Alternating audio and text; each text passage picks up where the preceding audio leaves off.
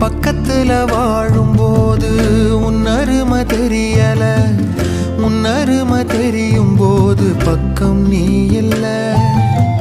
தன்னந்தனி படகு போல தத்தளிக்கும் வாழ்க்கை போல தண்ட